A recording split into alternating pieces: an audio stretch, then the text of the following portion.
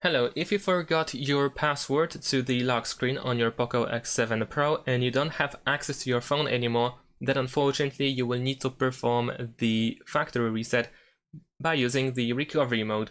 So if you didn't set up the fingerprint sensor or the face recognition feature and you cannot unlock your device, or if you just turned it on and of course you still have to use the password, but you don't remember it, then unfortunately, like I said, you will need to erase all data and start all over. So hopefully you made a backup, because everything of course will be removed.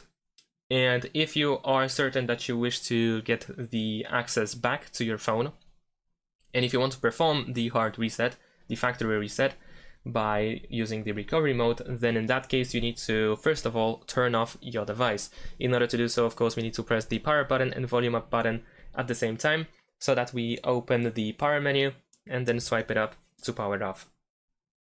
After that, press and hold the power button and the volume up button at the same time. And once you see the POCO logo, you want to release the power button. So let's wait for the logo.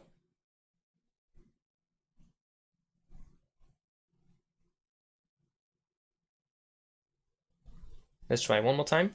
Oh, there we go. Now only hold volume up button.